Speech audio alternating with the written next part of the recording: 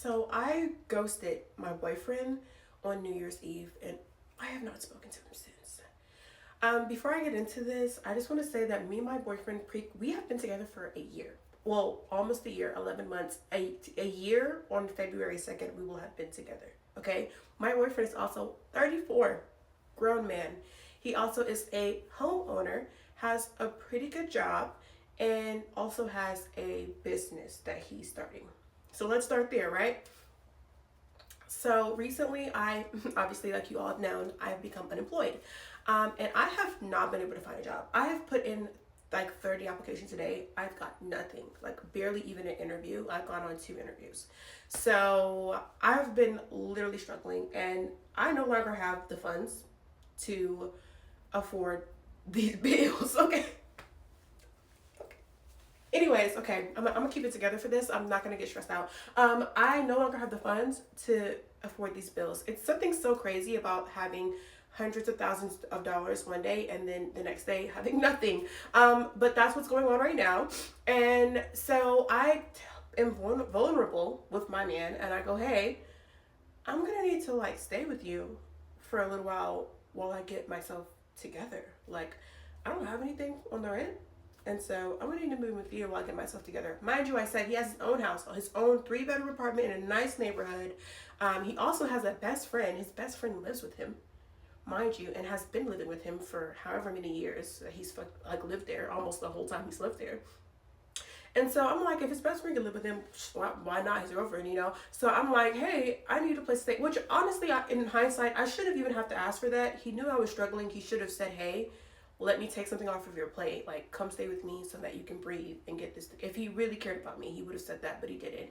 He sat there and he watched me struggle, and then watched me get to the point where I was like, hey, I just need a break. Like, I'm literally so depressed. I'm losing my mind. I can't find anything. Can you please help me? And he said, no. He said, no. He said, no, you cannot live with me. Mind you, living with him is free. Doesn't cost him anything. He said, no.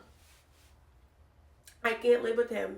At first, he goes, oh, I like that we have our own places to retreat to when we get into our arguments. And wrong answer. Number one, when we get into arguments, we never leave. Like, we stay in the same room and we continue to talk it out until we work it through, which I think is a really good habit that we have and a really good green flag that we have in our relationship. Yes, do we get into arguments? So does everyone. Yes, do I lose my cool? I'm a woman, but I rein it back in and we figure it out, and nobody goes home. So that's a weird thing to say. We've never even done that. Second of all, that sounds like a problem to me, not a solution. When we get into arguments, we should not be leaving, because what happens when we get married? There is no way to go. We both live in the same house. So maybe that's not a good habit to start. Being that we have not started yet, maybe let's not start that now.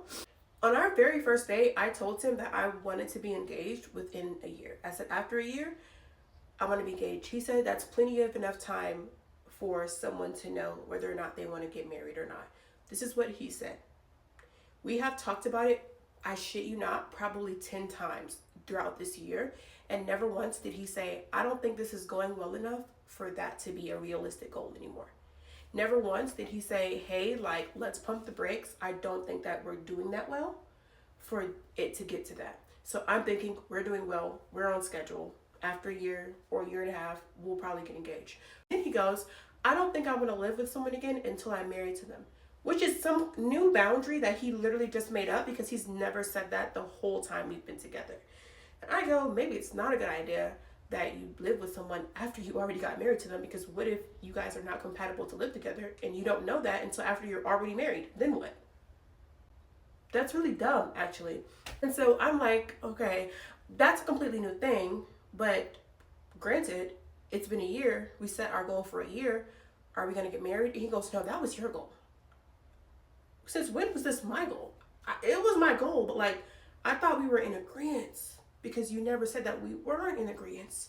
Clearly, I made all this up in my head, and this was never a goal. I just thought it was a goal because I continuously talked about it, and he never said that it was unrealistic. As a matter of fact, he said the quite opposite, that it was a realistic goal to have. And never once, as we neared to the end of that year, did he ever say, hey, I don't think we're close to being married.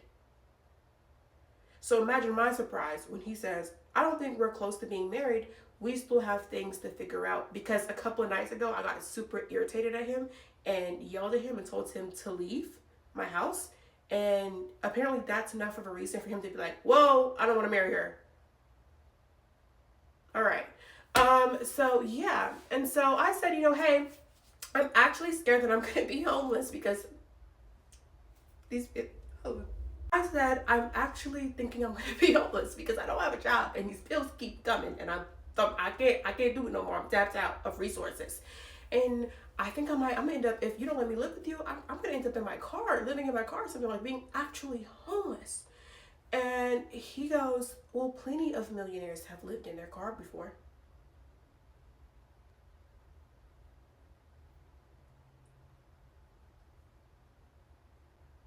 What the fuck? So basically he said, yeah, no, I'm not gonna help you. I'm sorry that you're dealing with this. I know it's hard, but basically he told me that you never really do have anybody to depend on and you come alone in this world and you are your own person and you should be your number one priority because nobody else is going to be dependable, which I translated to, he is not someone I can depend on. Why would I ever marry someone that I can't depend on? I'm a dependable person. I've had friends that I've let stay with me, that I've given a place to stay for free, that I've been able to like say, hey, you can lean on me. Like, don't worry about nothing. Take a break. I got you. So if I can be dependable to my friends, you can be dependable to your girlfriend. It's not a crazy concept. Yeah, we do come in this world alone, but relationships are the whole reason of everything. You should be able to depend on the people around you, on your community. They should be people that you can say, hey, you do owe a responsibility to the people you love and the people you care about. And apparently he doesn't think that way, and I don't think I can be in a relationship with someone who doesn't think that way. And so I decided that I kind of ghosted him. I just stopped talking to him, and I probably will never speak to him again. That really turned me off. And yeah, that's why I broke up with my boyfriend, because he said it was okay that I be homeless. I should be homeless while he goes home to his 3-bedroom house in a nice neighborhood and rubs his feet together under his nice comforter set, his nice sheet set, and watches his 70-inch TV on the wall and twiddles his thumbs together while I'm out in my car in the cold. Talking about he's gonna give me a blanket for Christmas so I don't be cold. You gonna get you a new bitch for Christmas. I ain't even. Okay, so I have come to clear my name because it's getting crazy in the comments. I just want to answer some questions and clarify some things about the situation of, if you didn't watch the last video, basically my boyfriend said I should live, it's okay that I'd be homeless, live in my car. And he wasn't going to help me. I think this whole situation, I've just finished crying. This whole year has just been horrible for me, but y'all don't care. Let's get straight to it. So the roommate situation, when he moved in that house, people were asking me, how do I know it's his house? I know it's his house because when I first even went to this house, he had like frames on the wall, like pictures of himself that he had blown up and put on the wall in the living room. Also, he has like pictures of when he bought the house, like holding the little, sold sign. When I asked him about why he had his best friend living with him, he told me that a little while after he had moved in, he had started to it was quiet. He didn't say he was lonely. He said that it was quiet. The house was too quiet. I don't know if he asked the best friend or the best friend asked him, but the best friend was there. Is he paying bills? People are asking me, is the best friend paying rent? I don't know, y'all. I know for sure that he's not paying utilities. I don't know if he's paying rent or not. He's also not the only person that lives in that house, okay? He has this Asian guy that is living with him in the 3rd bedroom, because there's 3 bedrooms. When I first asked him, how does he know this Asian guy? He said that he was a friend of a friend. One of his friends, I think in DC or New York, something like that, had a friend who was moving to Charlotte for a job and needed a place to stay. That's what his original story was. When I asked him again, like when we were talking about the roommate situation and me feeling like, I don't think you should have roommates, you have a good job. He was saying like, oh, me and the Indian, we're good friends. We're really good friends. Him and the Asian guy, we're really good friends. I don't know when they became really good friends, because at first he said that it was a friend of a friend. I don't know if he's a liar or, technically it's possible that he started off as a friend of a friend and became really good friends with him. But now he's telling me, oh, that's his really good friend. So here's when I realized that, and is the Indian man paying rent? I don't know, y'all. And these are probably questions I should have asked, but I didn't want to get too deep into his business. He's also super mysterious. Like, he answers questions in a way that makes me think that he don't want to answer them. So here's when I realized that maybe it's not what I seen. I was on Facebook scrolling. I found this like roommate group on Facebook of people posting like I'm renting this room and people who are looking to move into people's houses. I find this group. I already think y'all already know what's about to happen. I find this group. I'm scrolling in the group, looking at all the possibilities of people renting their rooms in Charlotte because maybe I might be homeless. Maybe I might need to rent a room. So I come across a house and I'm like, hold on. I know this house. I've seen this house before. This is his house. I click the profile. This is his name. So he's renting a room in his house for $1,000, utilities included. So I don't know if it's his best friend that's moving out or the Asian guy. I assume it's the Asian guy. His best friend is 40, mind you. And he's been living there for a while. I don't think he's going anywhere anytime soon. But I'm assuming that the Asian guy moved out. He never told me that the Asian guy was moving out. He never discussed this with me. I mean, it's not my house, but we had conversations about like if we're gonna get married, we can't get married if there's people living here. And he decided to omit that information. Why he decided not to tell me that the Asian guy was moving, I'm sure he had his reasons, but he never told me that. It was a big shock and surprise. When I texted him about it, he said, "Oh," I said, "Is this your house?" He said, "Oh, LOL, yeah, that's my house." Whatever that means. Okay, so the other thing I want to speak on, because there's so much to say and it's not even going to fit in this video either. So he's African, he's Ghanaian. A lot of people ask what ethnicity he was. He's African. He is currently in Africa. He left the day before Thanksgiving. He's been gone ever since. This is not the first time he's gone to Africa.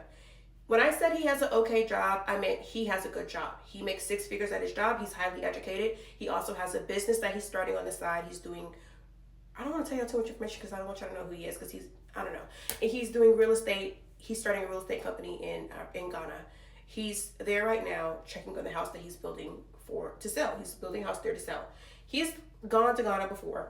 In like June to August, he went to Ghana. He said he was going to stay for a month. He stayed for 2.5 months. It created a significant strain in our relationship, but he came back, everything was fine. He decided to tell me that he was going to go to Ghana throughout the holiday season. I said, I don't think that's a good idea. This is our first holidays together. I think we should be together for our very first holidays. He tells me, no, I have to go. I need to oversee some things that are going on with the project. It's way past due. The house has been supposed to be built. I need to be there. I'm thinking, what kind of things are they going to be doing over the holiday season? Like, it's freaking Christmas. What are they going to be doing? Like, what tools are you going to get in? People are going to be on break. But he said that he needed to be there to oversee some things. He did not take no for an answer. And then when I pushed him about it, he said, well, you get to see your family all the time. I want to go see my family.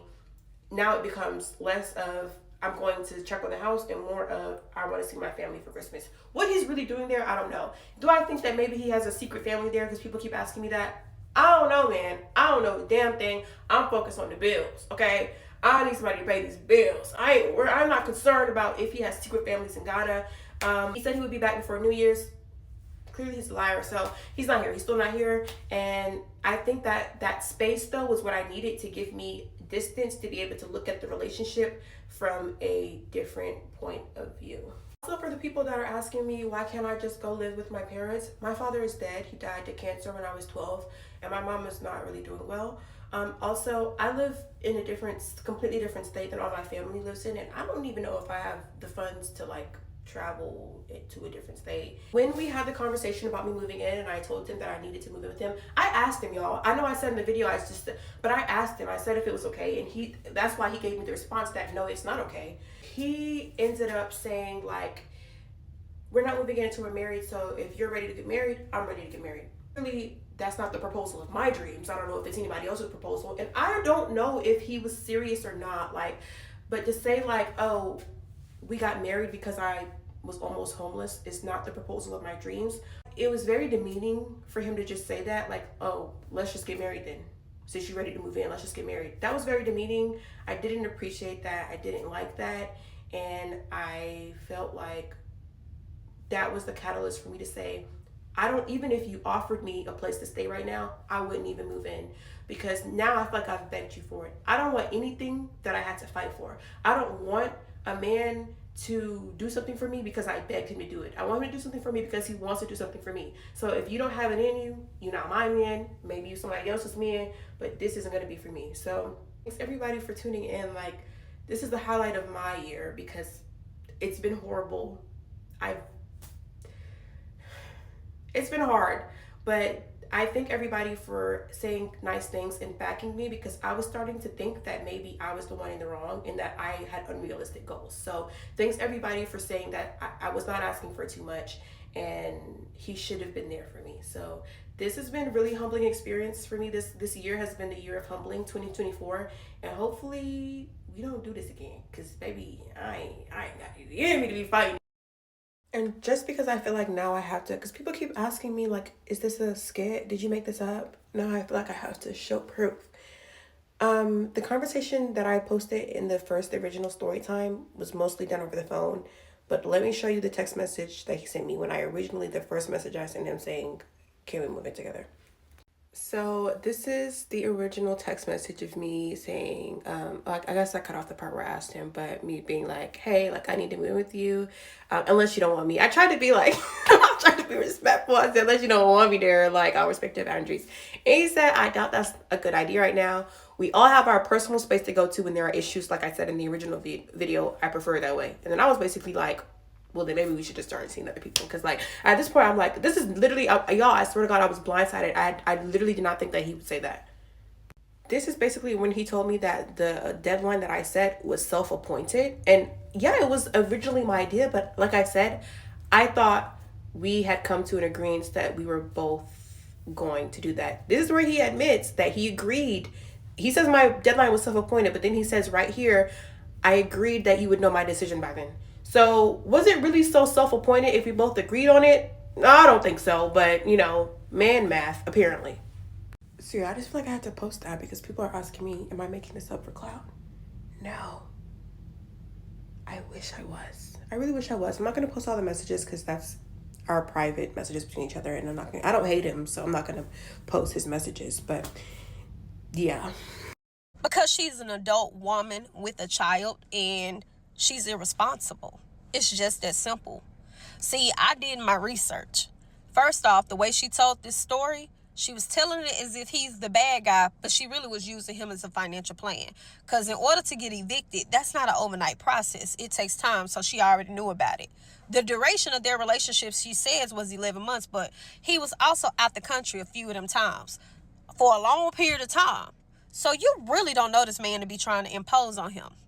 Also, before she posted this video the night before, she posted she was going out.